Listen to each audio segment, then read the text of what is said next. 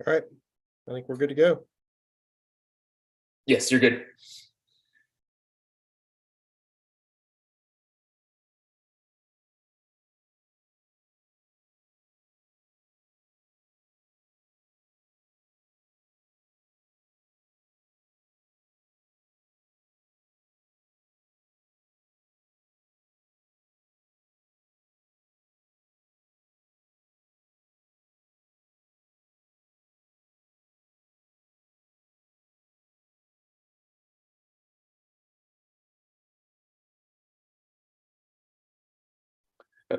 Ryan, I believe you're muted.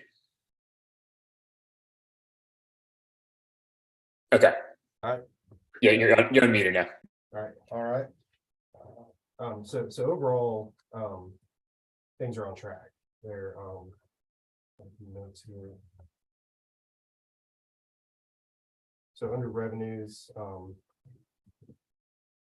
we got the additional appropriation on item one. We got the additional appropriation for the 5% raises. So this was part of the 2022 to 2024 appropriation. So that's all expected and represented. Number three, Christie is on track to get full funding from the city of Martinsville and Henry County. So that's money we get every year for scholarships and general support. And I think, didn't that bill fail or something, changing it into a township or Oh, something? reversion, right? So that's over with now, right? So Yeah, I think last night, actually, I think it was last night they met and officially put an end to that. Okay, So yeah, this version I of saw a vote on it a week and a half ago or 2 weeks ago and said something about it wasn't gonna go through now, so. I'm assuming that's a good thing for us though, correct? I think it's good. I didn't ever get a clear picture of whether it was gonna hurt us or help us, but yeah, so we're knock on wood, on track. Yeah, I think somehow they were saying that if it went to a township, then everything fell under the county and not under a city thing, so. Right. I don't know what the funding would have been like or how it would have been different, so. Sure. As far as number four, grant revenue, so overall, we're ahead of where we expected. Things are going well, whether it's research grants, education in general. We've got several recently received, we've got a lot in process. So we're implementing the science outreach initiative, that's with Patterson money.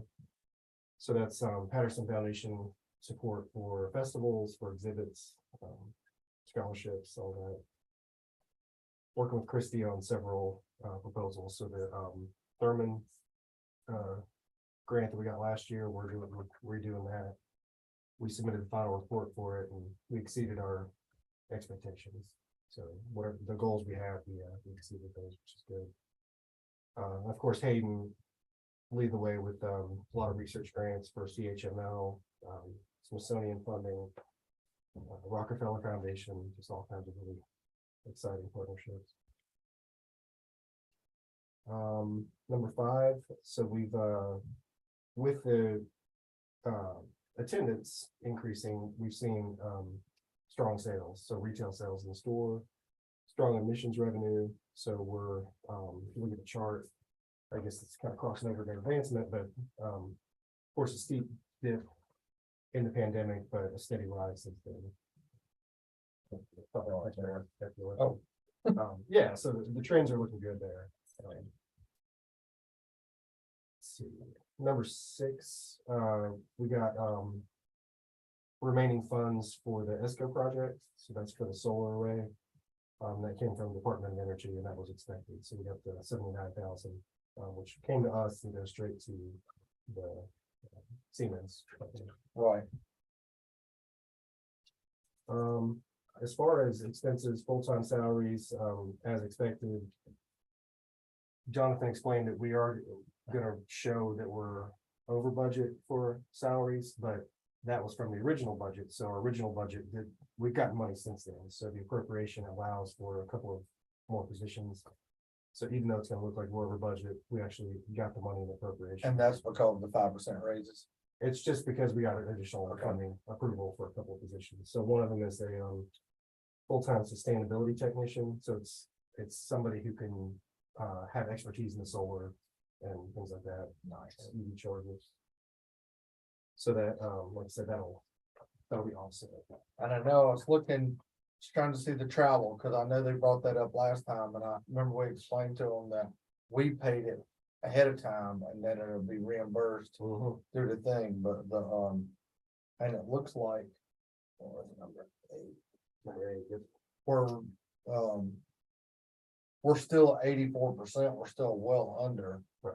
But has any of that got paid back yet, or is that later throughout the year? So we're getting ready to, so it's in partnership with University of Lynchburg. I've been in contact with them. We're getting ready to receive a chunk of money for that. Okay, cause I knew that, I'm trying to remember, we had 2 new board members, they had mentioned that, cause and we had told them, well.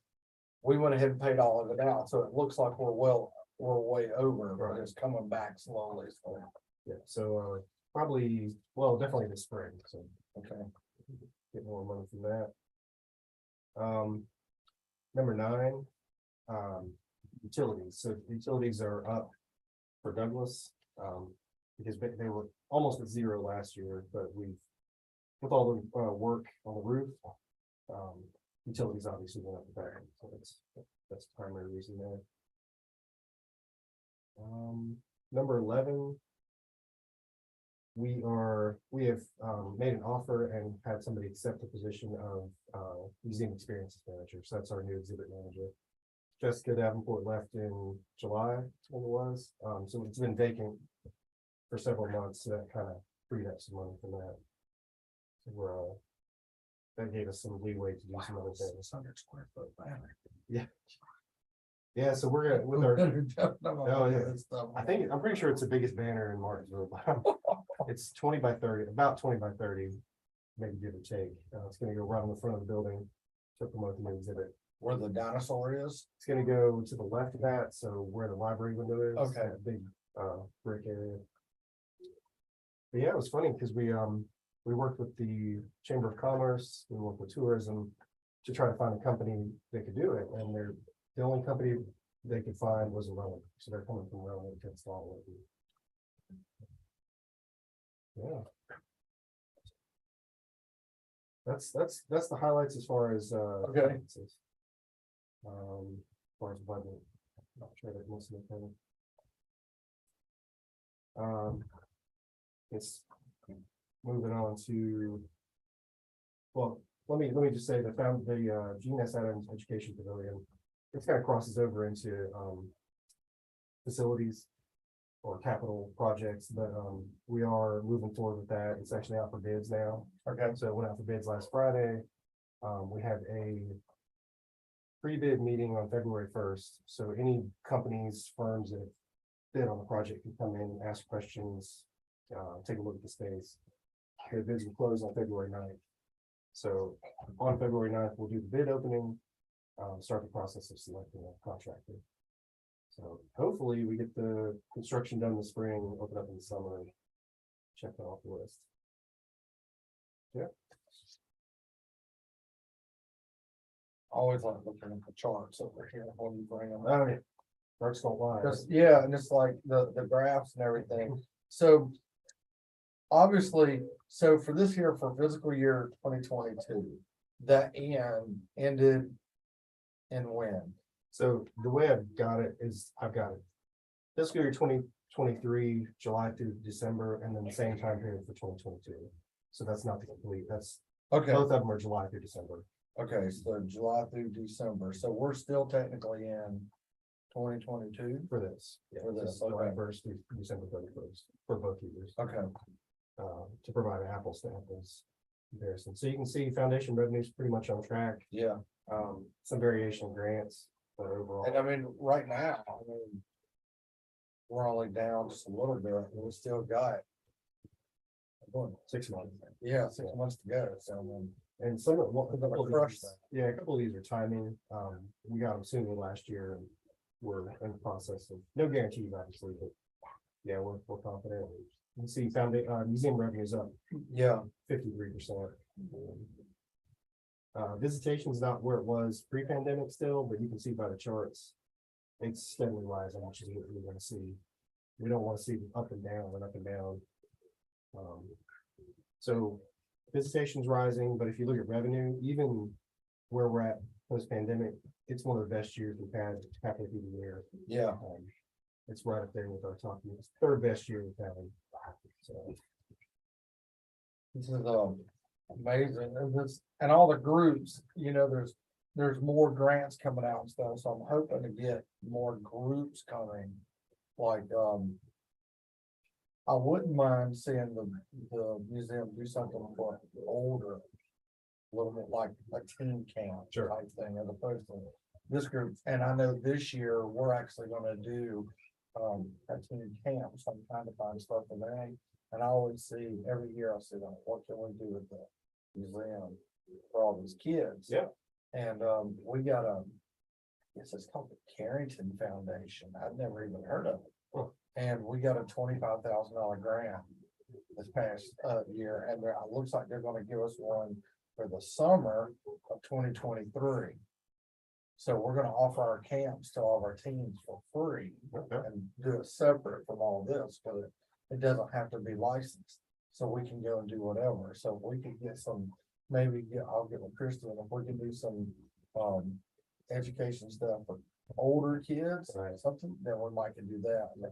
But the Carrington Foundation, like I said, I never even heard of them until yesterday.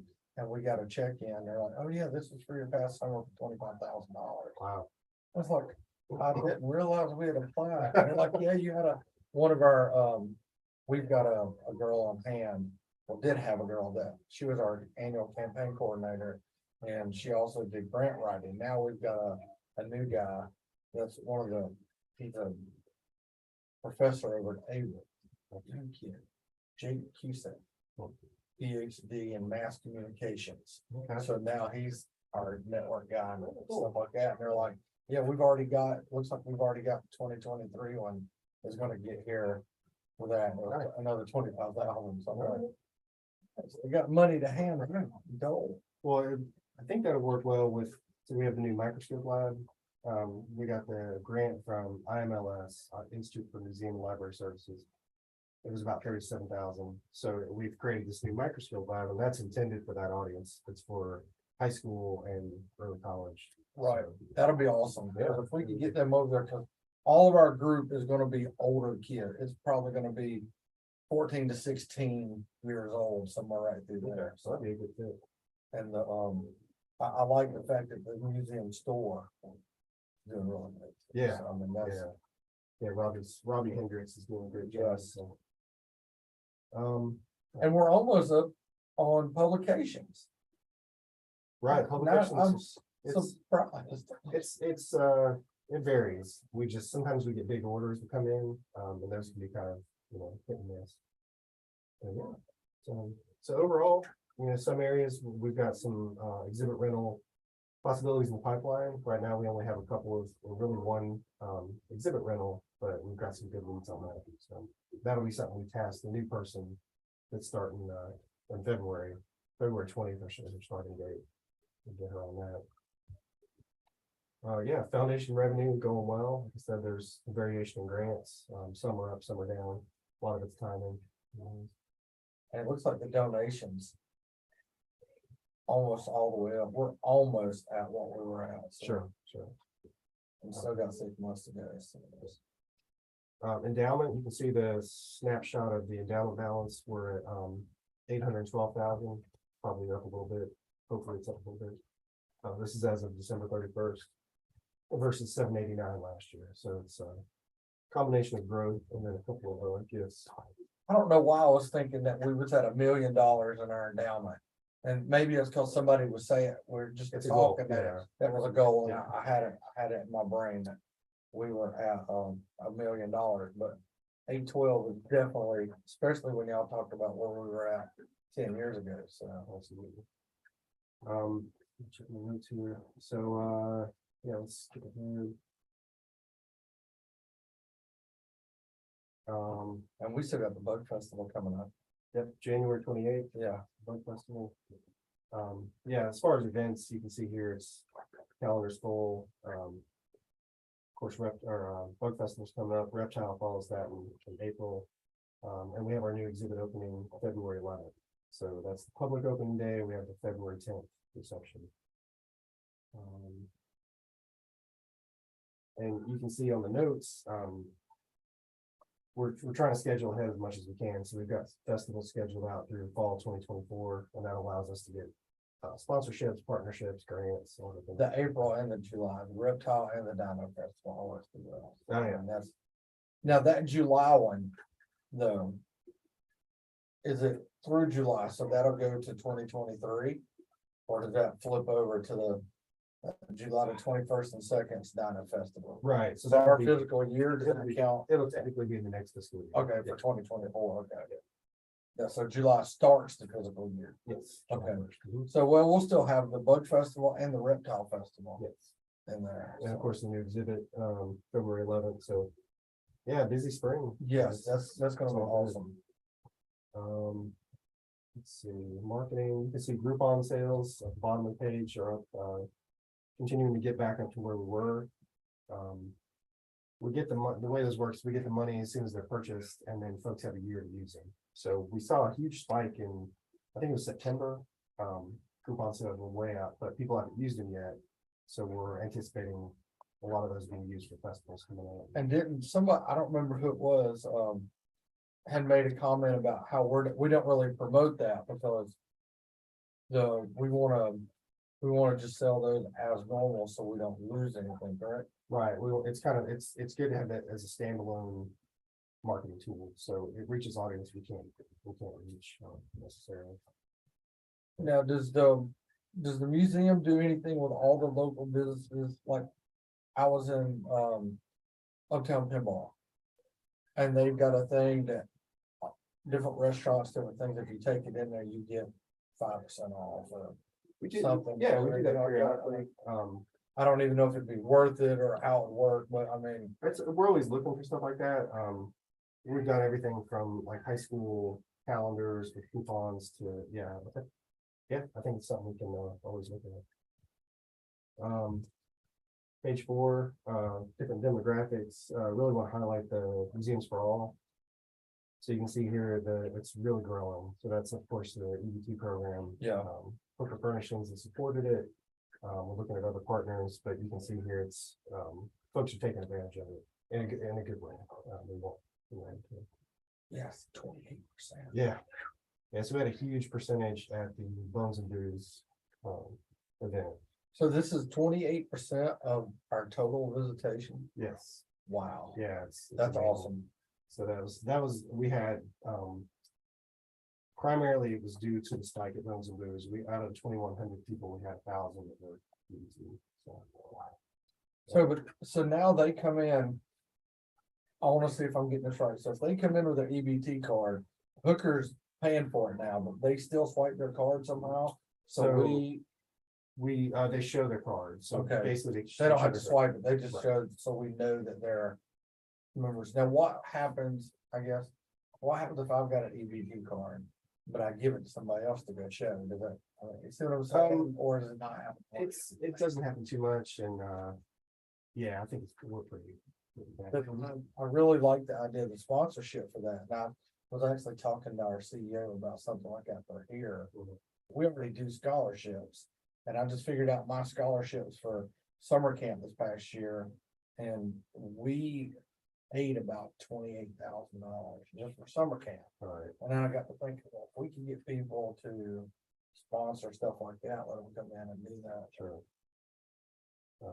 Yeah, that's and so we've learned though that now there are what they call PEBT cards. So it's for anybody who has school age children get an EBT card, but it's different from the regular EBT card. Okay, It's not based on income. So I've got a high schooler, and so I've got one, but I don't need. oh, wow. I shouldn't get free admission. So.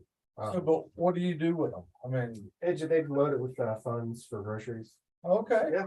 Just for high schoolers. Yeah, well, it's for all K through 12. Okay, It was a surprise. But it was during it was a pandemic. right. Well, that's So cool. What is this, you know? It's like, I don't know a whole lot about them and stuff, but I was just sitting there thinking it's such a great program at the museum. I wonder if there's any way of incorporating it here. And I'm always looking for new ideas and senior program director, but trying to figure out stuff like that, so. Um, So as far as. I don't know if your map printed, but, printed, Yes. it might have printed a little funky format, but, That's all right. we actually saw a higher percentage during this last quarter of local visitors.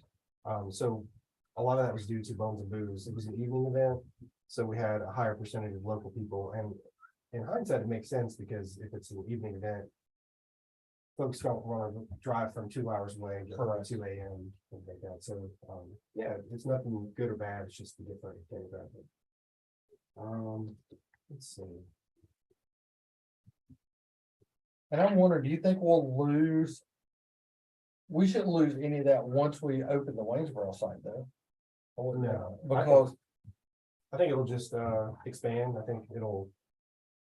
We'll see a spike, obviously. If we do the overall map with both areas combined, we're gonna see a lot more in that region. and I would think too, that anything that we do into Waynesboro is gonna have to all center anything we do here. So if we're doing something here in June, we're not gonna do anything in June there, it'll probably be July or Right. offset on some. I think a lot of the visitors will just maybe stay separate, but there will be some overlap, and you're right, we want to coordinate calendars. Yeah, cause we definitely wouldn't wanna take anything away from either spot. Exactly. I know the art, one of his big things was, well, we're doing all this stuff in Waynesboro, it's gonna take away from here. And me personally, I don't necessarily agree with that. I mean, it might if we were doing two events at the same time. Sure. Because people there are not gonna come here if it's there. Yeah. So, but, I think we can make it positive and, you know, I think so make it a too. road trip, make it a package. There's all kinds of creative things we can do. Yeah, I think so also. So we got the, any more word on the canopy yet or anything else? I mean, So pavilion, well, I mentioned that, it's going out for bids, which is good. BMH Waynesboro, it was, so it's not, there's not direct funding in the budget this time, but it is now part of the, priority capital outlay list of projects. So in other words, for the next 6 years, every 6 years, the state has to have a list of priority projects. Right. So when the money is available, we're one of the top projects. I'll be honest, I'll just be happy to see one thing complete. Yeah. It's just like, oh, Oh, no. and I need it complete in like the next 3 years. Yeah. Well, I'm excited about the pavilion. Like I said, we're ready to Yes. get going. Hopefully get a good contractor who can really push and the structure itself is not that complex. So I think the actual construction is gonna be pretty quick. It's just been all the planning. Then, I don't know why I went, just totally blanked on names, but our vice chair.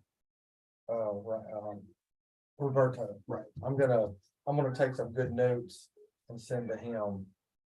So he'll talk about that during the thing, or y'all can, but I am gonna send stuff to him. I figured since he was the last guy that did that. so Right, right. It's right up his alley and he'll have all the forms anyway, but I'll do that too. But, I don't know if you've heard, can't remember where it was talked about, but there was a request by the executive committee to do the $7,500 staff development fund. And basically, I think Lisa and Yes, originally, from what I understand, they were gonna give that to Joe. And Joe turned it down. He said he would rather any money that we can get, whatever's there, he would rather give it to the staff. Okay. For staff development and stuff. So that was part of the thing, and when in that closed door, and then when he came back in, we talked about that, and he said he really didn't want it. Okay. He wanted whatever money that they had voted on or whatever to go to staff development. Okay. So, Well, I was gonna update, so we got the letter from Lisa to the foundation. That foundation actually met today, the executive committee, and they approved that. that's awesome. So, yeah, and we're gonna put that in the budget for the next fiscal year. That is great, because I know they were saying there were so many different things that they might want to, even if it was just an extra person to get to go to conferences and the various stuff like that. And I know there's I don't know that y'all could afford to lose her more time, but I know there's other stuff that Christie would wanna do too. You know, other than what she's doing, so. I Yeah. thought that was really cool that he was like, yeah, let's rather give it to them. Yeah. So, everybody. What are you thinking? No, but it's good. Yeah, like I said, they met today and they were very enthusiastic about it. That's great, because I think everybody there, I mean, and they were saying too that it might be for, oh, what was it? They wanted one of the maintenance guys wanted to do more training on a coolant refrigeration system or something that it's so new that they didn't know about it. So Right. instead of hiring people to come in to do it, we could train them to do it, Yeah. stuff like that. And Absolutely. so stuff like and that. And plus, that's talk about retaining your employees. Right. We're gonna send you to do this. Yeah. I would have told Joe before they do it, though, I'd get some kind of contract. One of the things that we find here is that if we pay for people to get their lifeguard certification or stuff, and then, it's, $500, and then next thing you know, they leave. A month later, and Yeah. you're out $500. Yeah, I understand. That plumbers, electricians, those are high paying jobs now, so we take this money, train somebody to do it, and then they leave and go work for another company, Yeah. and just lost that money, so. Yeah. So, Something definitely there to think about, but is there anything else that I need to do or figure out? I mean, no, I think if you want to look over anything, if you have any questions, email me, email Jonathan, either one, and I'll be in Richmond. I'll be ready to talk about anything. Okay. So just whatever works for you. I think we're in good shape. I'm gonna take some notes, put them in my language, cause I'm funny, but, and I'll send them to Roberto and say, hey, if you wanna do this, great, if not, Brian, he's got it down, so I mean, I'm happy to. 1,000%, so I don't know if they do that, but that's fine with me. I'm happy to talk the whole time or not say a word. I'm fine either way. The same way, it's like, cause it's really weird, cause it took years before I realized. It's like, I just listened for like the first 3 years, figuring out. Oh, and then it got like, hey, I know what we're doing now. Yes. And it's like.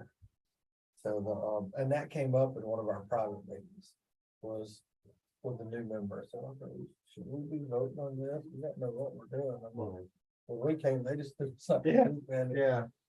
and I was like, you kind of get a sense. I was like, everybody here is extremely honest and they're really trying to do what's best for the museum. So if it looks like that's the way to go, then that's what I'm gonna do.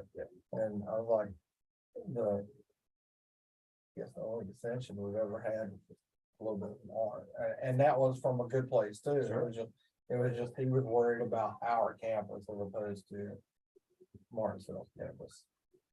But yeah, and staff are always happy that however we can help, email, call, whatever, so. Did they ever get the phone system fixed there?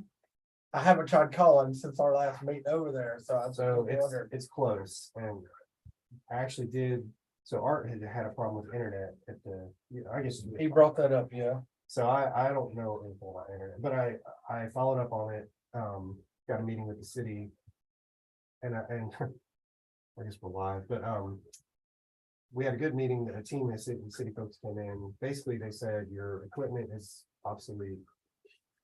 So I said, well, how much does that cost? And they're like, oh, it's free. If we provide the service, we'll update your routers, your switches. They did a walkthrough, they've identified any dead spots or weak spots. So in the next few weeks, they're gonna come in, replace all the router switches. We'll have increased speed, we'll have a password protected login along with the public. And they put extenders. They So the only place I've noticed that with my phone that I can't get on there is downstairs where the amps are. Oh, yeah. Where that one little room down there and to the right and that one room there. Christy and I used to do the education meetings in that room Okay. and couldn't get on. Whether I brought my laptop or my phone, I wasn't getting online. They're gonna go through and I can't tell you how many routers we have now, but they're gonna increase it quite a bit. So they said give us a couple of weeks, you know. And with that being free, we don't have to worry about that on the budget, so that's. And they'll come in and troubleshoot if we have problems, they'll come in and update, you know, periodically, Nice. so. I'm Yeah, surprised they're not setting the phone system up with that. Well, they offered, so Zach and I were in the conference room meeting with them and they said, oh, well, how's your phone system? Well, as a matter of fact, so they said, well, we can replace all that, and I was like, well, how much would that cost? And they said, it's just, you pay per port, which is what we do now, Right.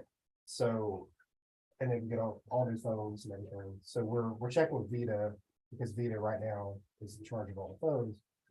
To see if we can get that through, so either we get the phones fixed as is, or get the city to come in. I would We're think, ready. We're I would ready. think they'd want the city to come in and it's a good partnership too. So we took the route, instead of saying, can we do this Vita, we sent them a proposal and said, here's our proposed solution. Let us know of any questions. So in other words, we're gonna do it until you tell us don't. That's right. So we'll see how that works. But yeah, hopefully get all that knocked out. That's cool. Yeah, cause I know that's been going on for a while. And just when they thought they got it fixed, it wasn't. Yeah, it's frustrating. Frustrating when you don't know. I don't know the solution. Right. All we just rely on other people. I mean, short of like literally replacing every phone and the phone lines and Yeah. just everything, but you never know. And then, like you said, with Vita, if they don't improve it, where you pull everything out, and you're back to square one. So Right. And then they gotta do it on their timeline, so it's like, Well, I think overall, my takeaway is, you know, things are going well. We've got steady increases in visitation revenue. The foundation is providing good support for the museum and programming. I think I feel like we have a really good partnership with foundation, good relationship, anything we need. They're there for it. Yeah, and that $7,500 that we asked for, that wasn't just some little stopping. I mean, that was a chunk of change. Sure. To They've committed to, yeah, so we're putting a budget together for the foundation in the next few weeks. They'll vote on it in April. Of course, it goes into effect July 1st. Right. So. Yeah, I think, things are rolling. That's awesome. All right. That's all I got. Well, I have no more questions, so yeah, this looks good. All right. We will check with Zach. Hey, Zach, Yes. I think we're good to go here. We don't have anything to vote on. Obviously, we don't have a quorum to vote. So do you have everything? Yep.